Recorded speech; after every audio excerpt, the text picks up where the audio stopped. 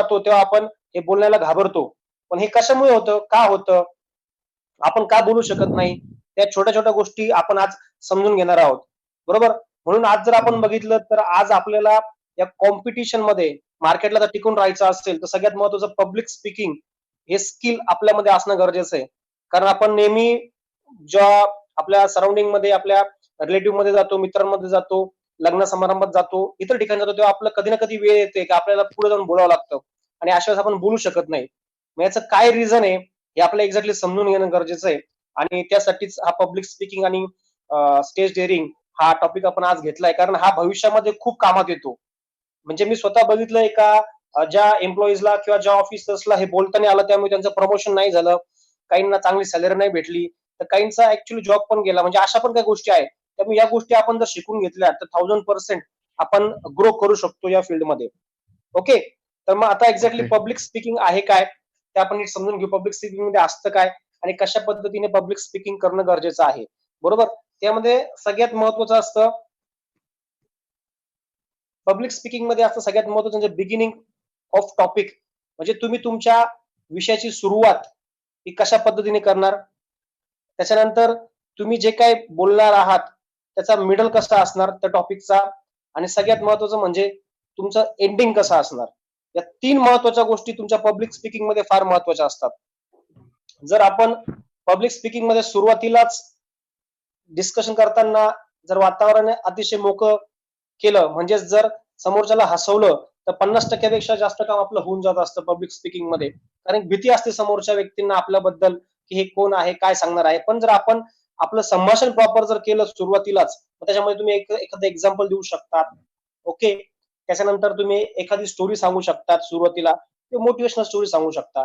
त्यानंतर तुमचा एक पार्ट येतो मिडल ऑफ टॉपिक. म्हणजेच तुम्ही जे काही स्पीच करणार आहात त्याचा मिडल एक पार्ट येतो. त्या मिडल मध्ये तुम्हाला ठराविक शब्द बोलावे लागतात आणि शेवटी येतं तुमचं एंडिंग ऑफ टॉपिक. बरोबर. तुम्ही एंडिंग कसं केलं पाहिजे. या 3 गोष्टी आहे, या आपण स्टेप बाय स्टेप घेऊ. पण त्याच्या अगोदर आपल्याला जे काही भाषण द्यायचंय, जे स्पीच करायचंय, किंवा ज्याबद्दल आपल्याला समोरच्याला माहिती द्यायची आहे, बरोबर, तर ती माहिती कशा पद्धतीने गेली पाहिजे, की एक्झॅक्टली काय सांगितलं गेलं पाहिजे तर त्याला समजेल. कारण आज आपल्याला जॉब करत असताना आपल्याकडे नॉलेज आहे, परंतु ते नॉलेज समोरच्याला सांगून त्याच्याकडनं आपलं काम करून घेता आलं पाहिजे. त्यासाठी पब्लिक स्पीकिंग असणं फार गरजेचं आहे. त्यामुळे आपण जे काही बोलणार आहोत, जे काही आपण समोरच्याला सांगणार आहोत, जे काही आपण पटवून देणार आहोत, त्यामध्ये आपल्याला सगळ्यात महत्वाचं म्हणजे आपलं प्रेझेंटेशन करताना या 3 गोष्टी फार महत्वाच्या आहेत. त्या म्हणजे सगळ्यात महत्वाचं तुमचं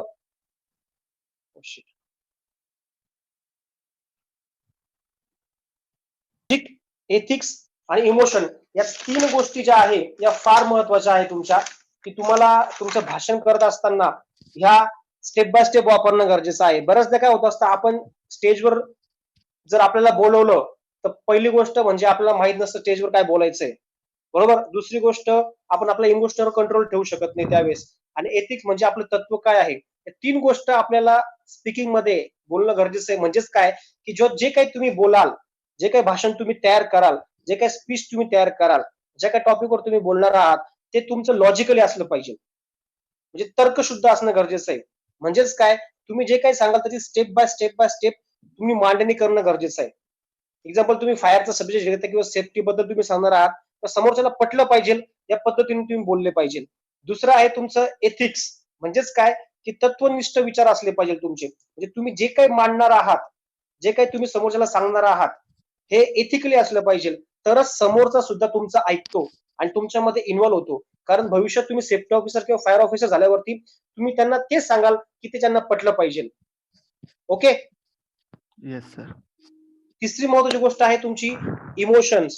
इमोशन म्हणजेच काय, की तुमच्या बोलण्यामध्ये इमोशन्स, भावनात्मक विचार असणं गरजेचं आहे. म्हणजेच काय, की आपण जेव्हा समोरच्याशी बोलतो तेव्हा त्याच्या हार्टला टच झालं पाहिजे, अशा पद्धतीचं स्पीच सुद्धा आपल्याला देता आलं पाहिजे. म्हणजेच काय, की समोरचा जो व्यक्ती असतो तो इमोशनली भाषेत लवकर समजतो. म्हणजेच काय, की तुमचे हे जे स्पीच तुम्ही देणार आहात किंवा तुम्ही जे काही समोरच्या लोकांना सांगणार आहात, या स्पीकिंग मध्ये तुमचं लॉजिकली बोलणं असलं पाहिजे, इथिकली बोलणं असलं पाहिजे आणि इमोशनली बोलणं असलं पाहिजे. या 3 गोष्टी जर आपल्या असतील तर खूप खूप इम्पॅक्ट समोरच्या व्यक्तीवर पडत असतो. आणि त्याहून सगळ्यात महत्त्वाची गोष्ट म्हणजे की आपण जे काही समोरच्याला सांगणार आहोत, जे काही समोरच्याला एक्सप्लेन करणार आहोत, त्या पद्धतीचं जर आपण 10% सुद्धा वागत नसेल, बरोबर, तर समोरचा आपलं कधीच ऐकत नाही. नेहमी लक्षात ठेवा. बरोबर, की एक्झाम्पल समजा एखादा पर्सन ड्रिंकिंगवर लेक्चर देणार आहे, की ड्रिंकिंग करू नका, ड्रिंकिंग हानिकारक आहे, ड्रिंकिंगमुळे जीव जातो, ड्रिंकिंगमुळे हार्ट अटॅक येतो. हे जर एखादा स्पीच देणार असेल समोरच्या व्यक्तीला आणि तोच व्यक्ती जर ड्रिंकिंग करत असेल स्वतः, जो स्पीच देतोय, तर समोरचा किंवा समोरचे लोक त्याचं ऐकतील का? ऐकतील का नाही. त्याचे लोक? नाही ऐकणार. बरोबर? नाही. डेफिनेटली ऐकणार नाही. का? कारण जो स्पीच देणारा आहे, तर त्याच्यामध्येच त्या पद्धतीचे गुण नाही किंवा तोच ते रूल फॉलो करत नाही, तर समोरचे कसं काय फॉलो करतील? त्यामुळे तुम्हाला जे काही फायरमध्ये, सेफ्टीमध्ये जे काही स्पीच समोरच्याला द्यायचं आहे, किंवा जे काही तुम्ही सांगणार आहात, ते आधी तुम्ही स्वतःमध्ये आत्मसात करणं गरजेचं आहे. तेव्हा तुम्ही समोरच्याला सांगू शकता. ओके? मग याच्यावर एक एक्झाम्पल आहे, जे आपण स्पीकिंगमध्ये आपण बोलू शकतो किंवा घेऊ शकतो. एक एक्झाम्पल आहे. तर हे एक्झाम्पल आहे अकबर बिरबलाचं. तर एकदा अकबर जो असतो, राजा अकबर, आणि त्याला तुम्हाला माहिती आहे की बिरबल त्याचा खास माणूस असतो, की काही जरी असलं तर तो बिरबलला विचारतो. तर त्यावेळेस अकबर राजा जो आहे त्याला एक प्रश्न पडला आणि तो प्रश्न त्याने बिरबलला विचारला, की बिरबल, या जगामध्ये सगळ्यात चांगली आणि सर्वात वाईट अशी कुठली गोष्ट आहे? बरोबर? अकबराने बिरबलला विचारलं, की या जगामध्ये सगळ्यात चांगली आणि सगळ्यात वाईट अशी कुठली गोष्ट आहे? जी एकच आहे. मग त्यावर बिरबलाने सांगितलं, की या जगामध्ये सगळ्यात चांगली आणि सगळ्यात वाईट एकच गोष्ट आहे, ती म्हणजे आपली जीभ, टंग. बरोबर? जर आपण हो. एखाद्याशी चांगलं बोललो, तर आपल्याला चांगलंच रिप्लाय येणार आहे. आणि जर आपण एखाद्याशी वाईट बोललो, तर आपल्याला वाईटच रिप्लाय येणार आहे. त्यामुळे आपल्याला आपल्या जिभेवर कंट्रोल ठेवणं गरजेचं आहे. इन द सेन्स काय, की आपण जे काही बोलणार त्याचा इम्पॅक्ट हा तसाच येत असतो. म्हणून नेहमी लक्षात ठेवायचंय, की आपण जे काही पब्लिक स्पीकिंगमध्ये स्टेजवर आपण बोलणार आहोत किंवा फ्युचरमध्ये ज्या पोस्टवर आपण जाणार आहोत, त्यावेळेस आपण जे काही बोलणार त्याचा रिप्लाय त्याच पद्धतीने येणार. त्यामुळे आपल्याला या गोष्टी लक्षात ठेवणं गरजेचं आहे. ओके? तर येस सर. याच्यावरनं आपण तुम्हाला जे काही मी सांगितलं, की स्पीकिंगच्या स्टेप्स म्हणजे तुमची बिगिनिंग, तुमचा मिडल आणि तुमचा एंडिंग, हे 3 फार महत्त्वाच्या गोष्टी आहे. कुठलंही स्पीच देत असताना ते 10 मिनिटाच्या वर आपण दिलं नाही पाहिजे. त्या स्पीचमध्ये तुमचे जे काही वर्ड्स आहे, जे काही शब्द आपण वापरणार आहोत, ते 1200 पेक्षा जास्त नकोय. ओके? तुम्ही जे काही वेळ घेणार आहात तो तुमचा 10 मिनिटं असला पाहिजे आणि 1200 पेक्षा जास्त सेंटेन्स तुमचे नको. का? कारण समोरच्याची ऐकण्याची मानसिकता राहत नाही. तुम्ही जर प्रमुख पाहुणे असाल, प्रमुख वक्ते असाल, तर तुम्ही हार्डली 30 मिनिटं घेऊ शकतात.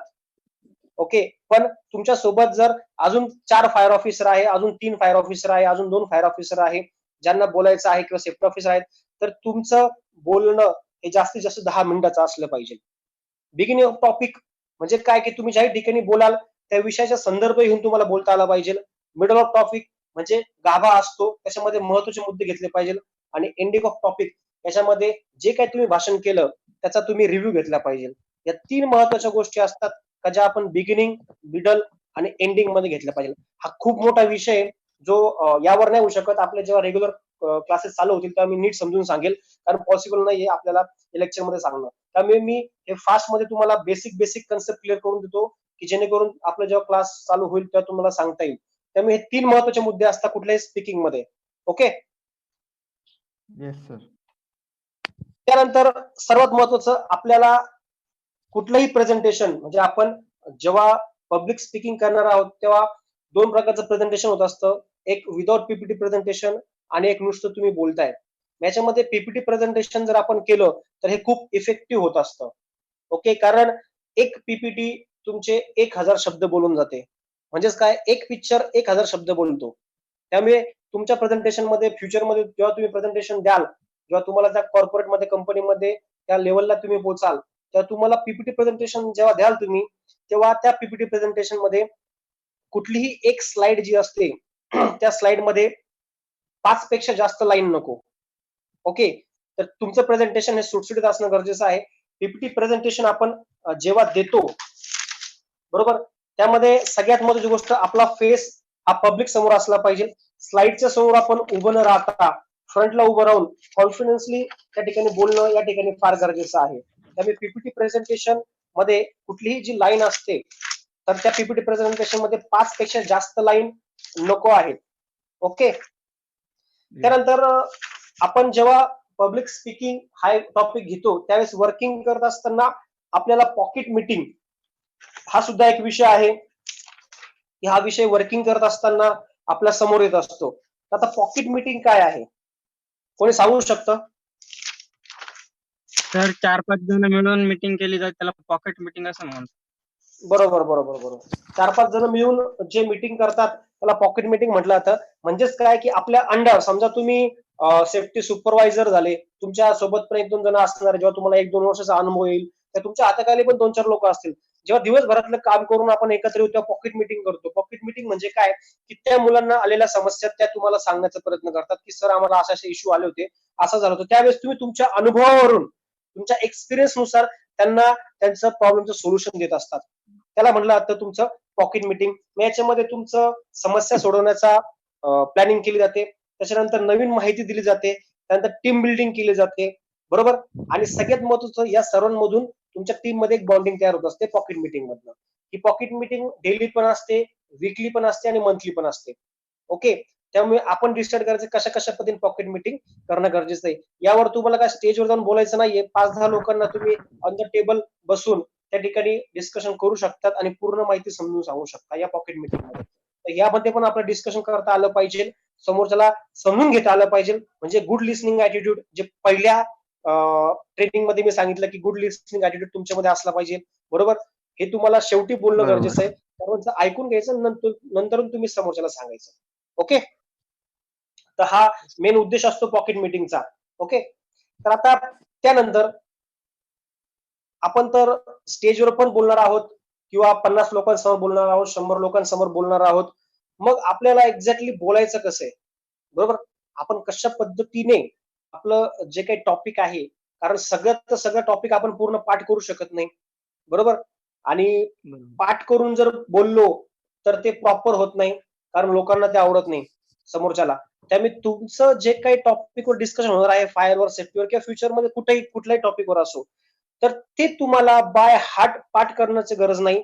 त्यासाठी एक सोपी आणि सुटसुटीत एक ट्रिक्स आहे, जी आतापर्यंत जेवढे काही मोठमोठे लोक आहेत, जेवढे मोठमोठे ट्रेनर आहे, स्पीकर आहे किंवा फायर मधले ऑफिसर आहे, सेफ्टी मधले ऑफिसर आहे, हे या ट्रिक्सचा यूज करतात. ती ट्रिक्स आज आपण नीट समजून घेऊ.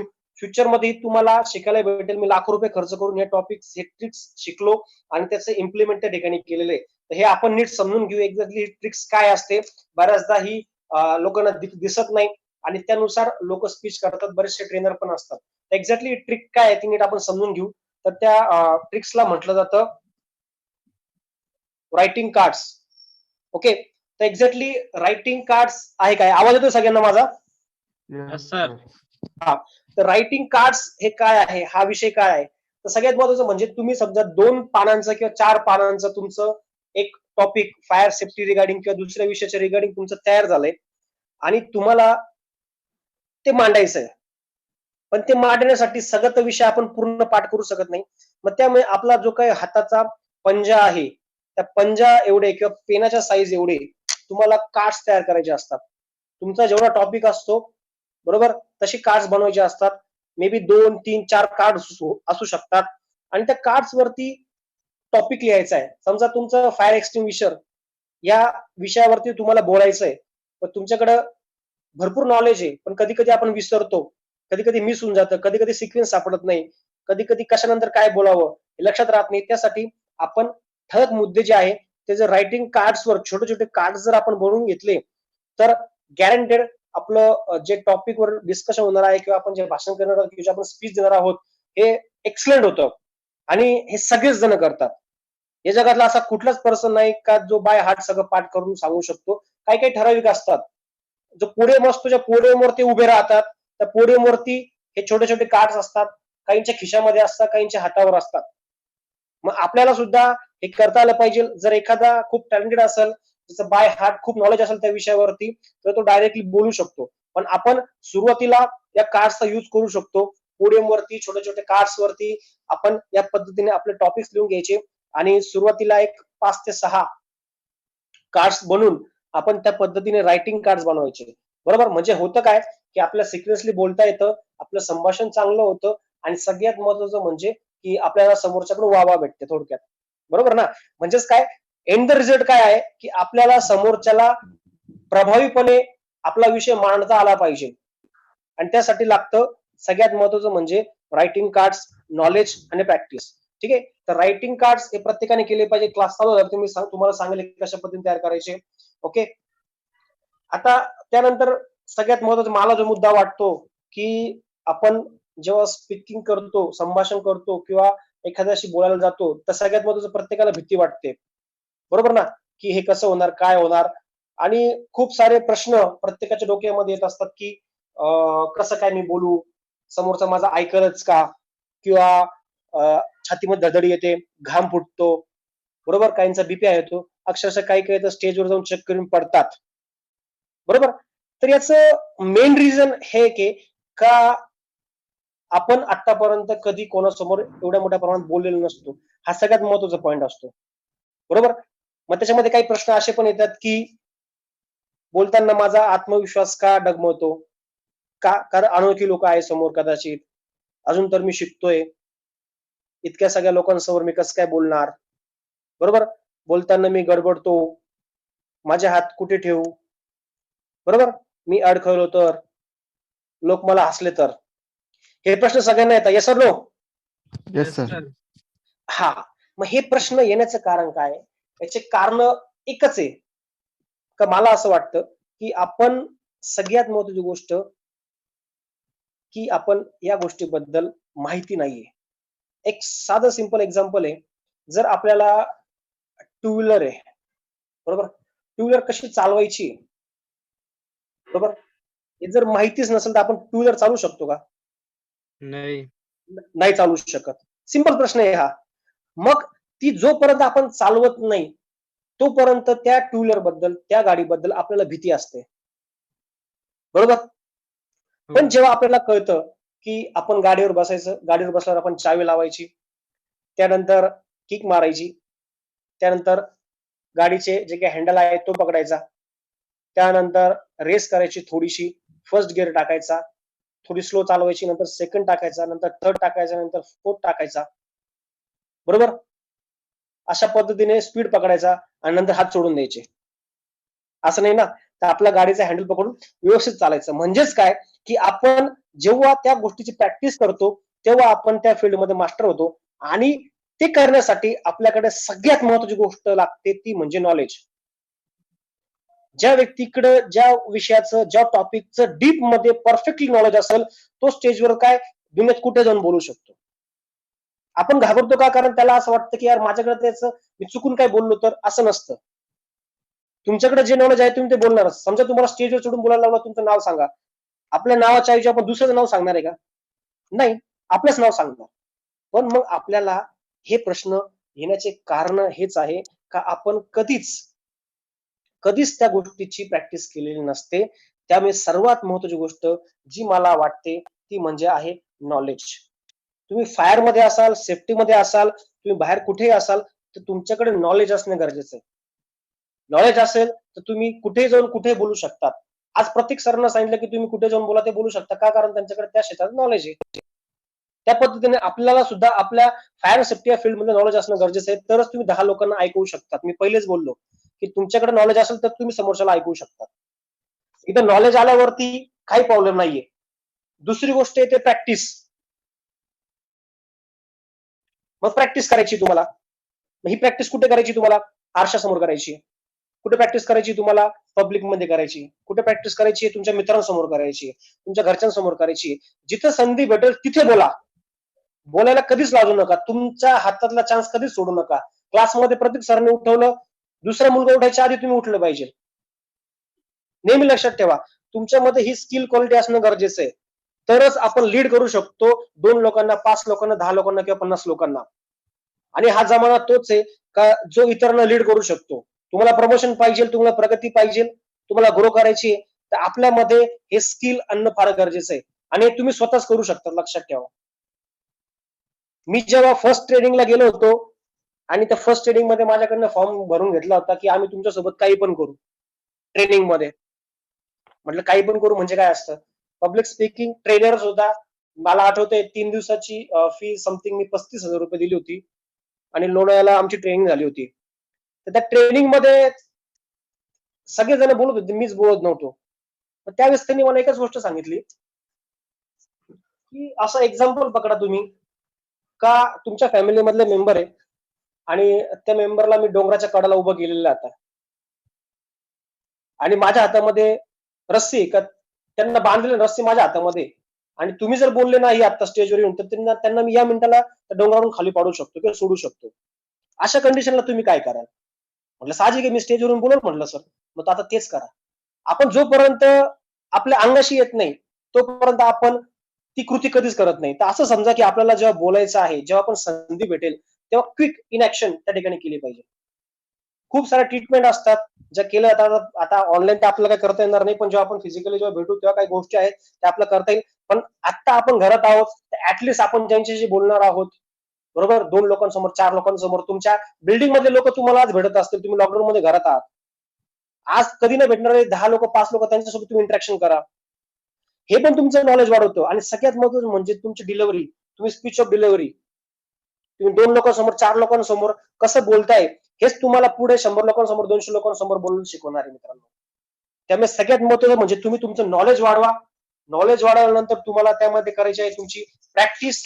आणि या 2 गोष्टी आल्यावरती बाय डिफॉल्ट त्या ठिकाणी काय येत असतो, तो म्हणजे कॉन्फिडन्स. बरोबर. म्हणून त्यासाठी आपल्याला सगळ्यात महत्त्वाचं करायचं आहे ती सुरुवात. बरोबर. आणि मनापासून बोला. जे काही तुम्ही बोलाल, तुम्ही ज्या टॉपिक बद्दल बोलाल, समजा तुमच्याकडे नॉलेज आहे फायर अँड सेफ्टी बद्दल, त्या विषयाबद्दल बोला तुम्ही. तुमच्या मित्रांमध्ये, नातेवाईकांमध्ये, रिलेटिव्ह मध्ये बोला, काही प्रॉब्लेम नाहीये. काही कारण त्यांच्याकडे त्या गोष्टीचं नॉलेज नाहीये. बरोबर ना? त्या गोष्टीचं त्यांच्याकडे नॉलेज नाहीये. तर आपण त्या गोष्टीबद्दल जर बोललो तर 1000% आपली ग्रो या फील्डमध्ये होणार. त्यामुळे नॉलेज, प्रॅक्टिस आणि कॉन्फिडन्स या 3 महत्त्वाच्या गोष्टी आहेत ज्या आपल्याला 1000% एक चांगला वक्ता बनवेल का जो तुम्हाला फ्युचरमध्ये चांगली ग्रो करून घेऊन जाईल. मग याच्यामध्ये तुम्हाला स्टेजवर बोलणं आहे, पीपीटी प्रेझेंटेशन करणं आहे, पॉकेट मीटिंग घेणं आहे, 2 लोकांसमोर बोलणं आहे, 10 लोकांसमोर बोलणं आहे. या सगळ्या गोष्टी तुम्हाला आता इथे करणं गरजेचं आहे. ओके.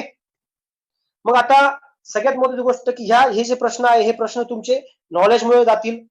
बरोबर. त्यासोबत अजून 2-3 गोष्टी असतात. काय लोक म्हणतात की सर छातीमध्ये धडधड होते, भीती वाटते. बरोबर. या सगळ्या गोष्टी काय असतात की आपल्याला समजा आपण ज्या ठिकाणी बोलायला जाणार आहोत तर बोलायला जाण्या अगोदर एक मोठा श्वास घ्या. बरोबर.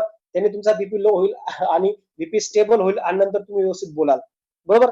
त्याच्यानंतर स्टेज डेअरिंग मध्ये आता 2-4 गोष्टीच्या मी सांगणार आहोत ज्या सगळ्यात महत्त्वाच्या मला वाटतात. पहिल्या टॉपिक मध्ये पण घेतलेलं आहे, आत्ताच्या टॉपिक मध्ये पण हा विषय घेऊ. तर तो म्हणजे सगळ्यात महत्त्वाचा म्हणजे तुमचं जो गोल्डन रूल आहे तोच फॉलो होतो. बरोबर. आज आमचा क्लासमध्ये आकाश सरांचा आमचा विषय झाला होता की सर हे कशा पद्धतीने असतं. आकाश सरांना मी बोललो होतो की तुम्ही फर्स्ट लेक्चर अटेंड केलं असतं तर तुम्हाला बऱ्याचशा गोष्टी क्लिअर झाल्या असत्या. तर आपण पुन्हा पब्लिक स्पीकिंग मध्ये सुद्धा, स्टेज डेअरिंग मध्ये सुद्धा या 3 गोष्टींचा वापर करणं गरजेचं आहे. तुम्हाला सगळ्यांनाच हा विषय माहिती आहे. आवाज येतोय मला सगळ्यांना? Yes sir. हो सर. ओके. आता ओके, याच्यामध्ये काय आहे सगळ्यात महत्त्वाचं, हा गोल्डन रूल आहे. माहिती आहे तरी आपल्याला पुन्हा शिकायचं आहे. याचं रिझन असं आहे की याच्यावर सगळा बेस आहे. तुमचं हे एकदा पक्क झालं तर तुम्ही कुठेही बोलू शकता, कोणाशी बोलू शकता. तुमचं कम्युनिकेशन एकदम छान होणार आणि या कम्युनिकेशनच्या बेसिसवरती कॉर्पोरेट मध्ये तुम्ही ज्या ठिकाणी काम कराल, ज्याही ठिकाणी तुम्ही जाल, तुम्ही चांगलं रिलेशन बिल्डअप कराल आणि या कॉर्पोरेट मध्ये, प्रायव्हेट सेक्टर मध्ये ज्यांचे चांगले रिलेशन मेंटेन होता त्यांचे प्रमोशन धपाधप होता. मी स्वतः माझ्या डोळ्यांनी बघितलंय. इफकॉस कंपनीमध्ये जेव्हा मी अकाउंट असिस्टंट होतो तर माझा नेचर असं होतं की मी सगळ्यांशीच व्यवस्थित वागतो. मला काहीच प्रॉब्लेम नसतो कोणाशी. एचआर असेल, अकाउंट डिपार्टमेंट असेल, माझा कलिग असेल. तुम्हाला खोटं वाटेल, माझं जे परमनंट जे आहे, परमनंट आपण ज्याला म्हणतो, जिथं एखाद्या व्यक्तीला परमनंट व्हायला इफकॉस मध्ये आतापर्यंत हिस्ट्री होती 1 वर्ष लागायचा, तर मी विदिन 6 महिन्यामध्ये परमनंट झालो होतो बिकॉज ऑफ माय कम्युनिकेशन. आणि मला या सगळ्या गोष्टी माहित होत्या. त्यामुळे तुम्ही जिथे पण जाल तिथे तुमचं कम्युनिकेशन प्रेझेंटेशन, तुमचं बोलणं, उठणं, बसणं, चालणं हे एकदम ऍक्युरेट त्यांना पाहिजे तसंच झालं पाहिजे. आपल्याला पाहिजे तसं नाही झालं पाहिजे, कारण आपण त्यांच्या इथे काम करतो, लक्षात ठेवा. त्यामुळे ऑलवेज तुम्ही तुमच्या बॉसचं जर ऐकलं, त्या पद्धतीने वागले, कम्युनिकेशन पॉवरफुल ठेवलं, चांगलं नेचर जर ठेवलं, तर तुमचं प्रमोशन, तुमची ग्रोथ या सेक्टरमध्ये, फायर सेफ्टी या फील्डमध्ये गॅरंटेड होणार. यासाठी आपल्याला फॉलो काय करायचंय, तर एक कम्युनिकेशन स्किल. यामध्ये मी नेहमी सांगितलेलं आहे की आपण जे काही 100% संभाषण करतो, 100% जे काही बोलतो, याच्यामध्ये फक्त 7%, 7% आपल्या शब्दांना महत्व असतं. फक्त जे काय बोलतोय त्या शब्दांना महत्व असतं. त्यानंतर 38% हे आपल्या व्हॉइस, टोन, आपण ज्या टोन मध्ये बोलतोय त्याला महत्व असतं. आणि सगळ्यात महत्वाची गोष्ट, आपल्या बॉडी लँग्वेजला महत्व असतं 55%. जी काही बॉडी लँग्वेज आता तुम्ही माझी बघत नाहीये, बरोबर, तुम्ही फक्त आता बघताय माझं व्हॉइस मॉड्युलेशन, जे काही टोन, आवाज खाली वरती करतोय मी ते, आणि 7% म्हणजे मी जे काही शब्द बोलतोय ते. म्हणजे आता 45% वरती आपलं डिस्कशन चालू आहे. Yes sir no? Yes, sir. Okay. कन वर्ल्ड म्हणजे आपण जे काही शब्द बोलणार त्याला महत्व आहे. 38% आपल्या व्हॉइस आणि टोनला महत्व आहे, आणि 55% आपल्या बॉडी लँग्वेजला महत्व आहे. या 3 महत्वाच्या गोष्टी आहे, यातून 100% कम्युनिकेशन होत असतं, बरोबर. त्यामुळे आपण जर बघितलं व्हॉइस मॉड्युलेशन, आपण जेव्हा एखाद्याशी बोलणार आहोत किंवा एखाद्याशी संभाषण करणार आहोत, तेव्हा आपण एकाच सुरामध्ये, एकाच टोन मध्ये, एकाच यामध्ये बोलणं गरजेचं नाही. आपलं व्हॉइस मॉड्युलेशन होणं गरजेचं आहे. मी आधी सांगितलं होतं की आपण जर एकाच टोन मध्ये बोललो तर ते लोरी सारखं होतं, समोरचा माणूस झोपून जातो, बरोबर. त्यामुळे आपल्याला जे काही बोलायचं आहे त्यात व्हॉइस मॉड्युलेशन होणं गरजेचं आहे. तुम्हाला जर एखादा सिरियसली विषय सांगायचा आहे तर आवाज खाली करा. एखादा जर चांगला प्रसंग सांगायचा असेल, एक्साइटिंग विषय सांगायचा असेल तर आवाज मोठा करा. एखादा विषय ठळक सांगायचा असेल तर आवाज मोठा करा. एखाद्या पॉइंटवर तुम्हाला ठासून बोलायचं असेल तर आवाज मोठा करा. हे तुमचं व्हॉइस मॉड्युलेशन तुमच्या स्पीच मध्ये, बोलण्यामध्ये, कम्युनिकेशन मध्ये, संभाषणामध्ये होणं फार गरजेचं आहे. ओके. त्यानंतर येतं सर्वात महत्वाची गोष्ट, ज्याला 55% महत्व आहे स्टेजवर जेव्हा तुम्ही चढतात, तर त्याला म्हटलं जातं बॉडी लँग्वेज. तुमची काय बॉडी लँग्वेज घेऊन तुम्ही स्टेजवर चढताय हे फार महत्वाचं आहे. आता या ठिकाणी जर बघितलं तर हा एक जण उभा आहे, याच्या 2 पायांमध्ये फार अंतर आहे. ओके. हा जेव्हा स्टेजवर चढेल त्याच्याकडे लोक बघताना कसे बघतील. त्यामुळे स्टेजवर चढण्याची, उभं राहण्याची, बोलण्याची काही पद्धत असते, स्टेप्स असतात. आता जसं हा पर्सन उभा आहे, हात मोका करून उभा आहे, ही राईट पोर्शन आहे, म्हणजेच काय, तो ओपन आहे. इकडे हात घडी मारलेली म्हणजे हा क्लोज आहे. म्हणजेच काय की आपण ओपनली बोललं पाहिजे स्टेजवर गेल्यावरती. ओके. त्यानंतर आपण इकडे जर बघितलं तर ग्रेट पर्सनॅलिटी या ठिकाणी, बरोबर. म्हणजे जगामध्ये आज पर्सनॅलिटी डेव्हलपमेंट वरती मी बोलताना यांचा विषय राहिला होता की जगामधली सगळ्यात 1 नंबरची पर्सनॅलिटी या व्यक्तीची आहे. ओके. त्यामुळे आपल्याला जेव्हा बोलायला चान्स मिळेल, कधीही, कुठेही, कुठल्याही ठिकाणी लाजू नका, डायरेक्ट बोला. कारण बोललं तरच माणूस शिकणार आहे, चुकलं तरच माणूस शिकणार आहे. माणूस कधीच डोंगराला लागून पडत नाही. माणूस हा छोट्या छोट्या दगडांना लागून पडत असतो, लक्षात ठेवा. त्यामुळे आपल्याला शिकलं तर पुढे जाता येणार या ठिकाणी. Yes sir no? Yes, sir. हा. त्यामुळे आता प्रत्येकाच्या डोक्यात येत असेल की मी कुठे जाऊन बोलू, कुठेतरी बोलू शकलो असतो, कुठेतरी मला चान्स होता बोलायचा पण मी बोललो नाही. काही प्रॉब्लेम नाही. जेव्हा तुमच्या डोक्यात येईल तेव्हा तुम्ही बोला. अनोळखी व्यक्तीशी बोलता आलं तर अनोळखी व्यक्तीशी बोला. याने तुमची डेअरिंग कॅपॅसिटी वाढते, इंटरॅक्शन कॅपॅसिटी वाढते, डिलिव्हरी वाढते, तुमची डायलॉग डिलिव्हरी वाढते. या सगळ्या गोष्टींमुळे माणसामध्ये एक वेगळाच कॉन्फिडन्स येतो की मी डायरेक्ट एखाद्या अनोळखी व्यक्तीशी बोलू शकतो. पण काय बोलायचं हे पण लक्षात घ्या, ठीक आहे. नाहीतर आपण वेगळ्याच विषयाला घेऊन बोलू, असं नाही व्हायला पाहिजे. योग्य त्या विषयाला घेऊन आपण डिस्कशन केलं पाहिजे. तर हे तुमचं बॉडी लँग्वेजचं पण आहे की बॉडी लँग्वेज पण त्याच्यामध्ये तुम्ही युज केली पाहिजे. स्टेजवर जाताना कसे हावभाव असले पाहिजे, बोलताना कसे हावभाव असले पाहिजे. ओके. हे बॉडी लँग्वेज मध्ये येत असतं, तर बॉडी लँग्वेज पण आपण बिल्डअप केली पाहिजे. ओके. आता या ठिकाणी एक छोटस पिक्चर आहे की जेव्हा एखाद्या इंटरव्ह्यूला आपण जेव्हा जातो, इंटरव्ह्यूला गेल्यावरती आपण कशा पद्धतीने त्या ठिकाणी बसलो पाहिजे, हे पण निरीक्षण केलं जातं, हे पण बघितलं जातं, बरोबर. आता या ठिकाणी जर बघितलं तर एक जण विचार करतोय, बरोबर, एक कसं बसलाय, एक कसं बसलाय, तर ही लेडीज परफेक्ट पोझिशन मध्ये बसलेली. आता तर या पद्धतीने आपल्याला स्टडी पोझिशन मध्ये बसणं गरजेचं, स्टडी, बरोबर. तुम्ही मिलिटरीवाले बघितले का? मिलिटरीवाला कुठलाही पर्सन मला असा नर्वस मध्ये असा झुकलेला, कमरेतून वाकलेला तुम्ही मला दाखवून द्या. तो तुम्हाला कधीच दिसणार नाही. तो स्टडी म्हणजे स्टडी. त्यांच्यामध्ये सूत्रच असतं की ऑर्डर इज मर्डर. म्हणजे ते त्या पोझिशन मध्येच बसतात. आता हे बघितलं तर यांचं बघा हे कसे बसलेले. यांची बॉडी लँग्वेजच सांगते का हे जाम झालेले. मग यांना कोण सिलेक्ट करणार आहे? आपली बॉडी लँग्वेजच खूप सारं काम करून जाते. आपली बॉडी लँग्वेज मित्रांनो 55% काम करून जाते. तुम्ही ज्याही ठिकाणी सिलेक्शन मध्ये जाल, ज्याही ठिकाणी तुमचं सिलेक्शन होईल, तुमच्या ओव्हरऑल 100% मध्ये 55% तुमची बॉडी लँग्वेज काम करून जाते. तुमचा कॉन्फिडन्स काम करून जातो. तुमचे हावभाव काम करून जातात. तुम्ही जे समोरच्याचे इंटरॅक्शन करणार ते काम करून जातं. त्यामुळे तुम्हाला तुमच्या ओव्हरऑल परफॉर्मन्स मध्ये बॉडी लँग्वेजला खूप सारं महत्व देणं गरजेचं आहे. ओके, इथपर्यंत समजलं? Yes, sir. ओके. आता स्टेज डेअरिंग बद्दल मी तुम्हाला सांगितलं. स्टेज डेअरिंग कशी जाईल, तर स्टेज डेअरिंग तुमच्या नॉलेजने जाणार, प्रॅक्टिसने जाणार. या दोन गोष्टी तुम्हाला कराव्याच लागतील. त्याशिवाय स्टेज डेअरिंग तुम्हाला येणारच नाही आणि करावंच लागते. मी जेव्हा फर्स्ट ट्रेनिंग घेतली होती, त्या फर्स्ट ट्रेनिंग घेतल्यानंतर डायरेक्ट मी 200 लोकांसमोर बोललो होतो. माझ्याकडे आज ती रेकॉर्डिंग आहे, मी तुम्हाला ऐकू शकतो. कधीच मी 50 लोकांसमोर, 20 लोकांसमोर, 10 लोकांसमोर बोललो नव्हतो आणि मी ट्रेनिंग केल्यानंतर डायरेक्ट 200 लोकांसमोर बोललो होतो. बरोबर? तर हे का होऊ शकलं? याचं एकच रिझन आहे की प्रॅक्टिस मेक्स मॅन परफेक्ट, नाहीतर perfect practice makes man perfect. हे नेहमी लक्षात ठेवा. परफेक्ट प्रॅक्टिस करायची. छोट्या छोट्या गोष्टी आपल्याला शिकायच्या याच्यामध्ये. आणि मी नेहमी सांगतो की कम्युनिकेशन स्किलवर नेहमी फोकस करा, नेहमी फोकस करा.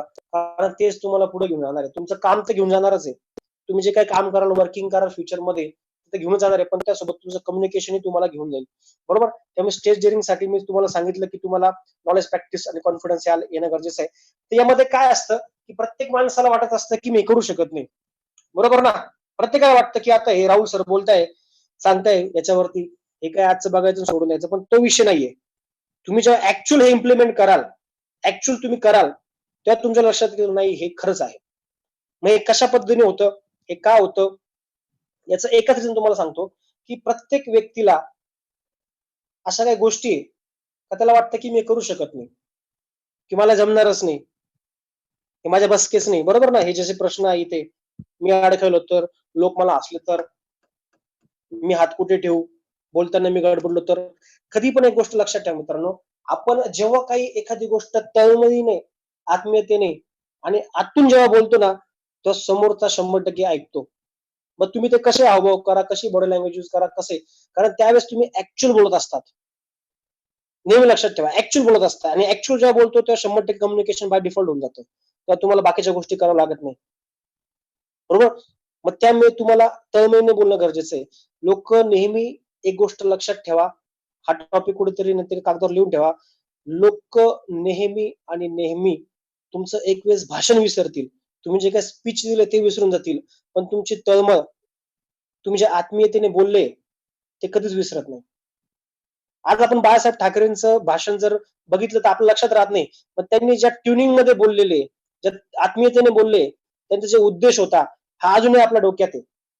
माणूस कधी पण, माणूस त्याचं भाषण लक्षात ठेवत नाही, पण ज्या इंटेन्शनने तो बोलला ते इंटेन्शन आपल्या नेहमी लक्षात राहतं. त्यामुळे कधी पण बोलताना आपलं इंटेन्शन क्रिस्टल क्लिअर असणं फार गरजेचं आहे. आणि ते जर असलं तर 100% ग्रो आपण करू शकतो.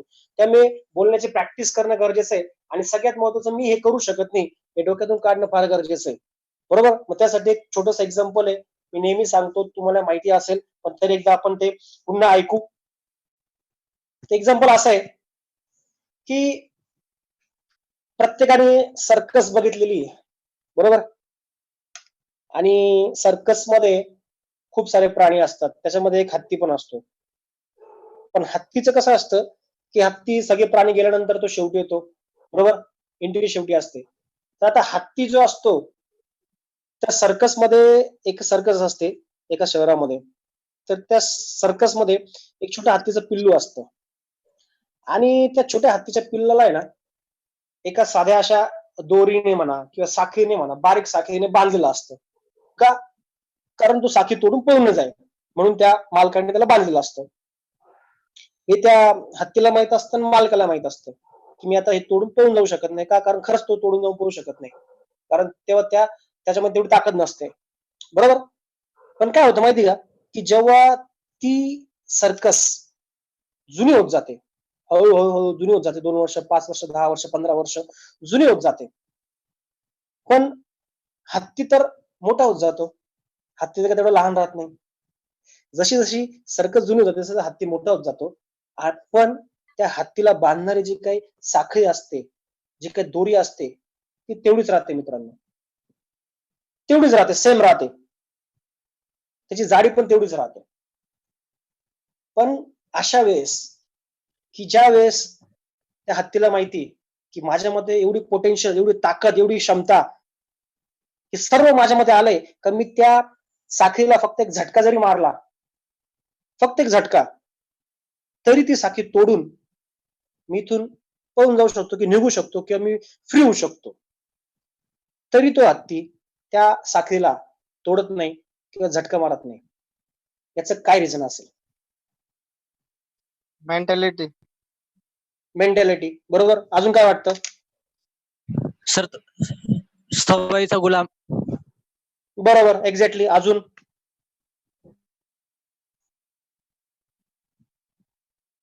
अजून काय वाटतं? सर एक करून घेतलेला न्यूनगंड, मनामध्ये करून घेतलेला न्यूनगंड की आपल्याला हे जमणारच नाही, आपल्याकडून होऊ शकत नाही. Exactly, exactly. बरोबर, बरोबर, बरोबर. मग हाच तो विषय आहे की आपल्याला बऱ्याच ठिकाणी, बऱ्याच वेळेस, बऱ्याच ठिकाणी हेच वाटतं की मी करू शकत नाही, माझ्यासाठी नाही, मला जमणार नाही, मला होणार नाही, किंवा हे करूच शकत नाही. याच्या सगळ्या गोष्टी आपल्या डोक्यामध्ये बाय डिफॉल्ट फिट झालेल्या असतात.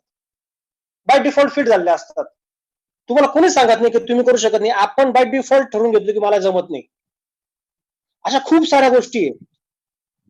कारण मी तुम्हाला सांगितलं आपल्या थॉट्स मागच्या टॉपिक वरती, थॉट प्रोसेस मध्ये, की आपण दिवसभरामध्ये 15,000 पासून 60,000 थॉट्स आपल्या डोक्यामध्ये येतात, आणि त्यातले 90% निगेटिव्ह असतात. का? कारण 90% रिपीटेड थॉट्स असतात, काल जे विचार केलेले, आणि काल आपण निगेटिव्ह विचार केलेला असतो. त्यामुळे तुम्ही आज जर पॉझिटिव्ह विचार केला तर उद्या पॉझिटिव्ह विचार होणार आहे. त्यामुळे आपण हा विचार केलेला असतो, आपल्या डोक्यामध्ये न्यूनगंड बसला असतो की मी करू शकत नाही, करू शकत नाही, करू शकत नाही. आणि मित्रांनो, आज जे मोठे मोठे लोक झाले, जे मोठे मोठे सेफ्टी ऑफिसर झाले, जे मोठे मोठे फायर ऑफिसर झाले, ज्यांना आज मोठ्या पोस्टवर ते काम करताय, त्यांच्या डोक्यामध्ये फक्त आणि फक्त होतं की मी साखळी तोडू शकतो. आणि त्यांनी ती साखळी तोडली, आणि आज ते फ्री झाले, आणि आज ते त्या स्टेपवर जाऊन पोहोचले. आज खूप सारे उदाहरण आहे फायर मध्ये पण, सेफ्टी ऑफिसर्स मध्ये पण.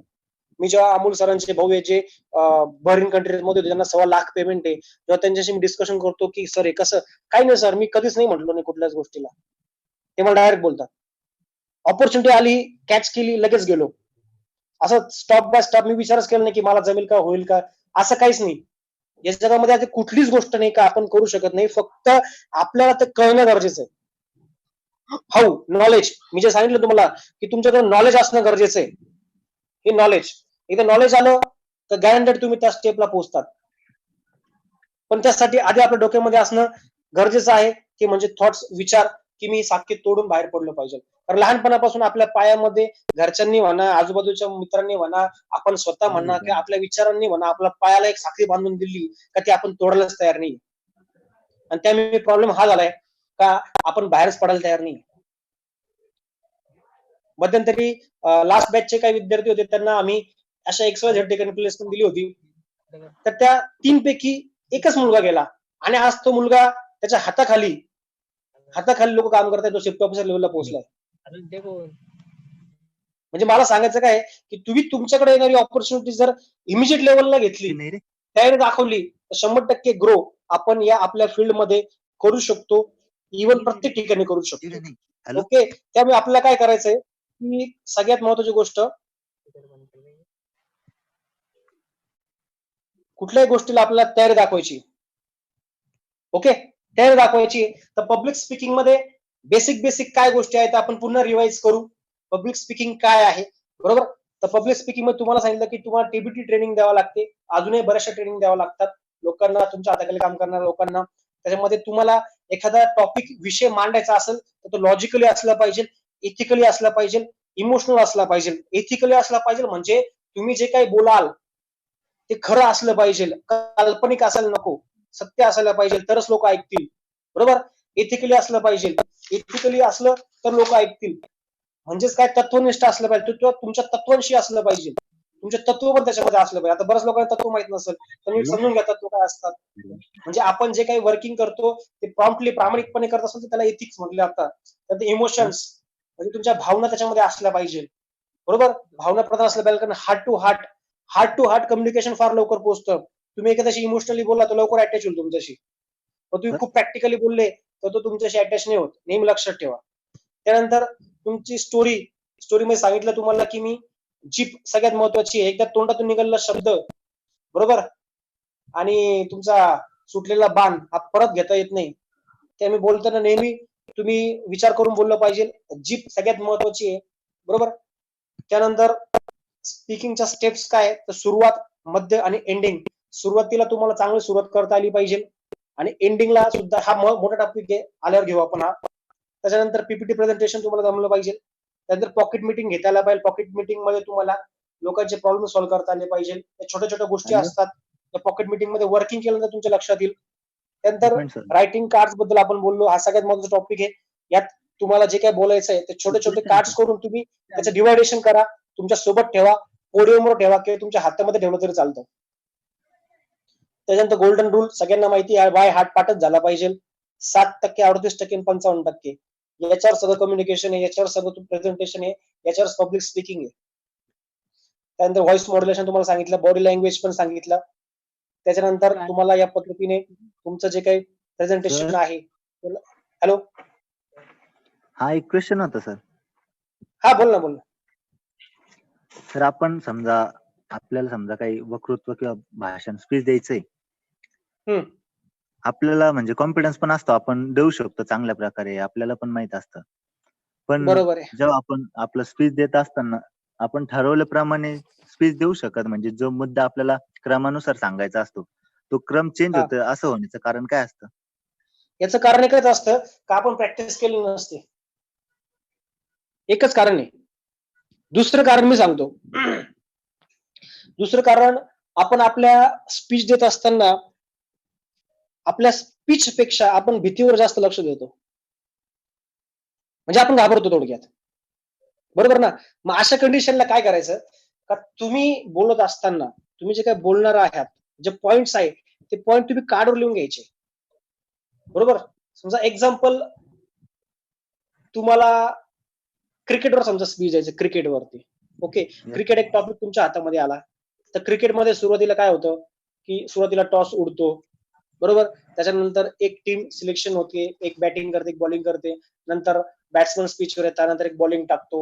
नंतर मग फर्स्ट बॅटिंग कम्प्लीट होते, नंतर सेकंड बॅटिंग येत असते.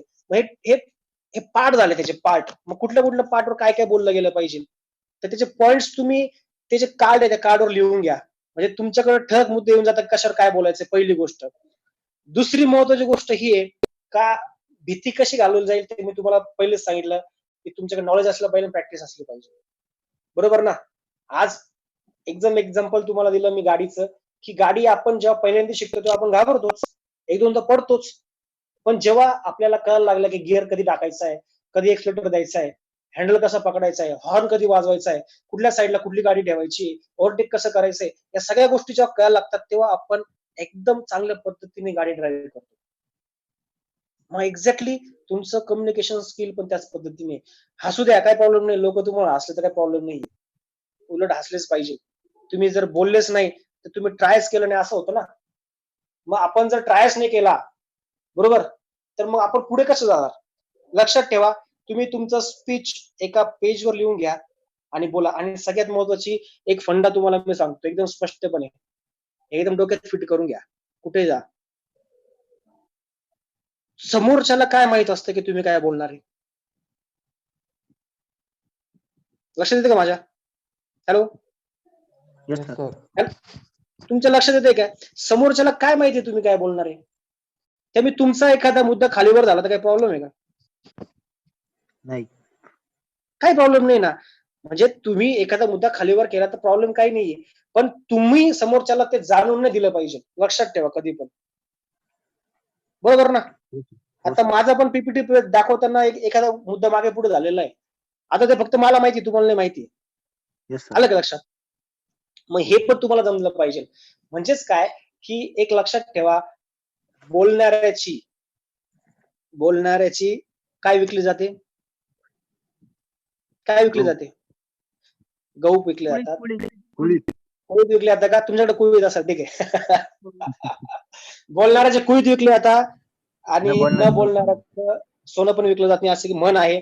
बरोबर, त्यामुळे आपल्याला बोलता आलं पाहिजे, कम्युनिकेशन करता आलं पाहिजे, इंटरॅक्शन करता आलं पाहिजे, कॉन्फिडन्सली बोलता आलं पाहिजे, नवीन माणसासमोर बोलता आलं पाहिजे, जुन्या लोकांसमोर बोलता आलं पाहिजे आणि सगळ्यांमध्ये आपणच टॉप असलं पाहिजे असं असा विचार आपल्या डोक्यात असला पाहिजे. तुम्ही जर स्वतःलाच कमी लेखलं प्रत्येक ठिकाणी तर आपण पुढे ग्रो करूच शकत नाही. ओके, त्यामुळे आपल्याला ह्या गोष्टी समजून घेणं फार महत्वाचं आहे. त्यामुळे डोक्यात एकच विचार करा, पॉझिटिव्हली विचार करा की मी कसं बोलू शकतो आणि फास्टली बोलू शकतो, फ्लुएंटली बोलू शकतो. सगळ्यात महत्वाचं कम्युनिकेशन स्किल म्हणा किंवा स्टेज डेअरिंग म्हणा किंवा प्रेझेंटेशन स्किल म्हणा, कोणीच जन्मजात शिकून येत नाही, कोणीच येत नाही. आज राज ठाकरे अतिशय चांगल्या पद्धतीने बोलू शकतात, याच्या मागचं रिझन एकच आहे, बाळासाहेब ठाकरे. राज ठाकरे कित्येक वर्षापासून बाळासाहेब ठाकरेंसोबत बरोबर आहेत, पण त्याचप्रमाणे त्याच फ्लुएंटली त्याच डायलॉग डिलिव्हरी आज उद्धव ठाकरे साहेब नाही करू शकत. त्यामुळे तुम्ही जे काय तयार होता ना मित्रांनो, नेहमी लक्षात ठेवा, हे लिहून घ्या कोऱ्या कागदावरती माझ्याकडनं. तुम्ही जे काही तयार होतात ना तुमच्या आयुष्यामध्ये, तर ते तुमच्या सोबत असणाऱ्या 5 लोकांचे ऍव्हरेज तयार होतं. 5 लोकांचे म्हणजे तुम्ही ज्या सराउंडिंग मध्ये राहतात त्याच्या आजूबाजूला तुम्ही कुठल्या 5 लोकांसोबत असतात त्याचा ऍव्हरेज तुम्ही तयार होता, ऍव्हरेज. बरोबर, त्यामुळे तुम्ही बघा की तुमच्यासोबत कोण राहतंय हे तुम्ही ठरवा. मग तुम्हाला जर 2 जण काढून टाकायचं काढून टाका, त्याच्या जागेवर 2 चांगले पुस्तकं आणा. मग त्या ठिकाणी फायरचं पुस्तक आणा, सेफ्टीचं पुस्तक आणा, नॉलेजचं पुस्तक आणा, पॉझिटिव्हिटीचं पुस्तक आणा. आपण जे काही तयार होतो ते आपल्या आजूबाजूला असलेल्या 5 लोकांच्या 5 गोष्टींचे ऍव्हरेज आपण तयार होत असतो, नेहमी लक्षात ठेवा. मग ते आपल्या डोक्यात ते तयार होत असतं. आलं लक्षात? Yes sir. हा, त्यामुळे आपल्याला ऑलवेज पॉझिटिव्ह राहणं गरजेचं आहे, ऑलवेज पॉझिटिव्ह तयार होणं गरजेचं आहे आणि या फील्डमध्ये आपला ग्रो कशी करता येईल याबद्दल ऑलवेज पॉझिटिव्ह असणं गरजेचं आहे.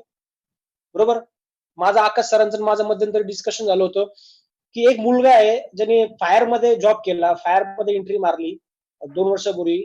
आज तो मुलगा 45,000 रुपये पेमेंट घेतोय आणि एकेकाळी तो त्याच ठिकाणी जॉबला जायला तयार नव्हता. तास 45,000 2 वर्षामध्ये तो मुलगा घेतोय. बरोबर, तर त्यावेळेस आम्ही आकाश सर त्याच्याशी बोललो तर त्याने एकच उत्तर दिलं, सर आता करिअर करायचं याच्यामध्येच करायचंय मला. त्याने एकदम एकदम फोकस क्लिअर, तुमचा एकदम फोकस क्लिअर असला पाहिजे प्रत्येक ठिकाणी. तुम्ही काम करत बोलत असाल, हॅलो,